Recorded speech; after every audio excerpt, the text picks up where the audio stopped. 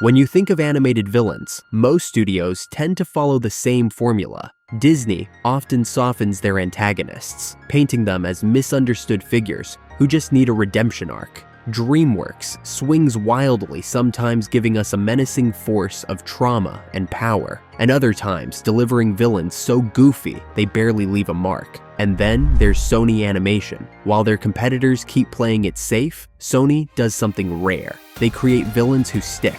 Not just flashy personalities or throwaway obstacles, but characters who haunt you long after the credits roll. Their villains feel unpredictable, complex, and sometimes downright unsettling. Today, we're diving into 4 of Sony's most unforgettable villains. From a comic relief who became a nightmare, to a tech mogul who hides evil behind a smile, Sony has mastered the art of crafting antagonists that are as compelling as the heroes themselves. So let's explore how these villains broke the mold and why they've raised the bar for animated storytelling. At first glance, he's nothing more than a punchline. When we meet the Spot in Across the Spider-Verse, even Miles Morales treats him like a joke. A man covered in black blotches, bumbling through fights, barely worth breaking a sweat over. He's called the villain of the week, the kind of disposable bad guy meant for comic relief. But Sony doesn't leave him there. As the story unfolds, the Spot undergoes one of the most chilling transformations in modern animation. Once a scientist present at the Collider explosion, he carries the shame of being forgotten, even though he literally helped create the spider that gave Miles his powers. No one remembers him. Not Kingpin, not Miles, not even the audience. He's been erased from the narrative, and that's where the danger begins. The holes he creates aren't just portals, they're metaphors. Each one mirrors the emptiness inside him, a void where identity and recognition should be. With every portal he opens, he grows less human, his body twisting, his voice deepening, his awkward humor draining away. What started as slapstick evolves into something eerie. The character shifts from insecure to terrifying, and the audience feels that shift in real time. Suddenly, this man who was laughed off becomes a genuine threat, declaring, "I'm gonna take everything from you, like you took everything from me." The Spot embodies a fear more real than superpowers, irrelevance, the terror of being invisible, of being forgotten, of existing without impact. It's not just his powers that make him dangerous, it's his desperate hunger to be noticed, no matter the cost. And in that, Sony crafted a villain who lingers with you long after the laughter fades. From the fleeting void of the Spot, Sony drags us into the crushing weight of Kingpin and into the Spider-Verse. The first time we see him, he looks like a hulking black mass with a tiny head, so exaggerated, he borders on cartoonish. But the moment he steps into a scene, the laughter stops. The room feels smaller, the air heavier. He's not here to amuse, he's here to dominate. Kingpin's design is both a punchline and a warning. He's massive, overwhelming, a wall of grief and rage shaped into a man. He doesn't waste time with theatrics or witty banter. He wants something, and he'll crush anyone who stands in his way to get it. What makes him unforgettable is the grief that fuels him. He isn't simply a mob boss or a greedy tyrant. His obsession is rooted in loss, the desperate attempt to bring back his family, even if it destroys entire worlds in the process. But here's the brilliance. The movie never asks us to sympathize. Kingpin isn't a tragic hero. He's a grieving monster building a machine out of denial. His pain doesn't soften him, it sharpens him. In one of the film's boldest moves, Kingpin brutally kills Spider-Man in the opening act. No hesitation, no grand speech, just raw, brutal finality. That one moment changes the entire tone of the story and tells the audience that this isn't the kind of villain you can laugh off.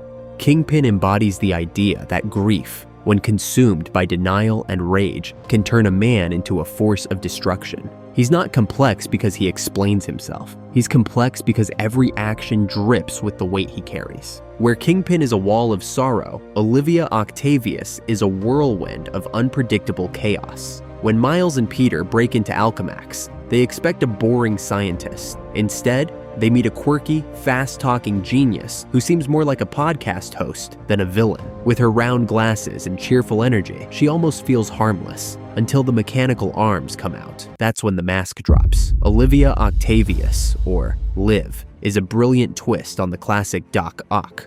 Unlike Kingpin, she doesn't carry her pain on her sleeve. Instead, she treats villainy like a playground. She experiments, jokes, and keeps the audience guessing with every line. Her greatest strength is unpredictability. She isn't weighed down by grief. She's fueled by curiosity, the thrill of pushing science further, no matter the cost. One moment she's playful, the next she's terrifying, and that rhythm keeps viewers on edge. Her action scenes feel like chaotic boss battles, filled with energy, music, and sharp humor. You laugh, then you tense up, often in the same breath. Together, Kingpin and Olivia form a perfect villainous duo. He drags scenes into the ground with his sorrow, while she dances through them with manic glee. One is deliberate and heavy, the other light and chaotic, and their combined presence makes Into the Spider-Verse feel unpredictable, dangerous, and alive. But Sony doesn't just excel at larger-than-life villains. Sometimes, their scariest characters wear the friendliest faces. Enter Chester V from Cloudy, with a chance of meatballs too. From the moment he appears, Chester seems like the savior of the story. Clean-cut, calm, moving like a yoga instructor, and speaking like a TED Talk guru. He's polished, charming, and always in control. But behind that smooth smile lies a ruthless hunger for power and credit. As the CEO of LiveCorp, Chester presents himself as a visionary innovator, a man working to make the world better.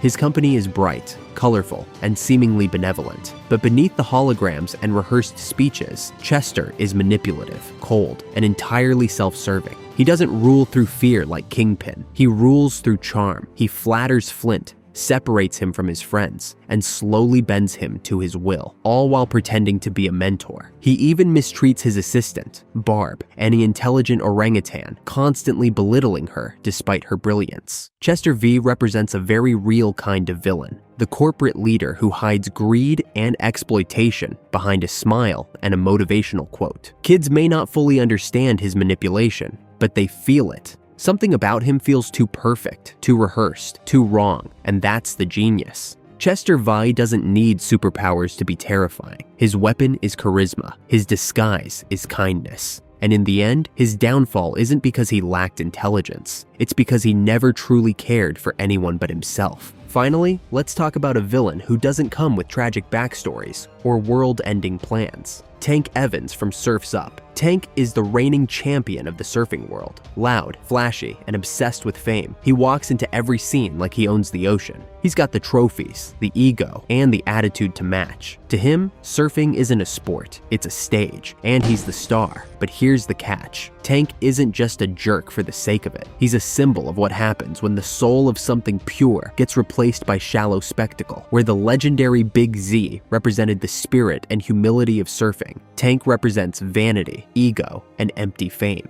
He mocks Big Z's legacy, rewrites history, and treats surfing like a one-man show. And when Cody enters the picture, chasing his dream of honoring Big Z, Tank becomes the perfect foil. Their rivalry isn't about good versus evil in the classic sense. It's about values. Cody wants meaning. Tank wants the spotlight. When Tank crushes Cody in their first showdown, it feels brutal. Not because Cody dies, but because Tank embodies everything Cody doesn't want to become. And by the end, when Cody learns to embrace the true spirit of surfing, Tank's shallow victory is hollow. He loses, not just the competition, but the respect that truly matters. Tank Evans reminds us that not every villain has to destroy the world. Sometimes, the ones who corrupt meaning and legacy are just as dangerous. From the Spot's tragic hunger for recognition, to Kingpin's crushing grief, to Olivia's chaotic unpredictability, to Chester V's polished deceit, and finally, Tank Evans' shallow vanity, Sony has proven one thing. Their villains aren't just obstacles, they're reflections. Each one holds up a mirror to something real, whether it's irrelevance, grief, manipulation, or ego. And in doing so, Sony ensures that their villains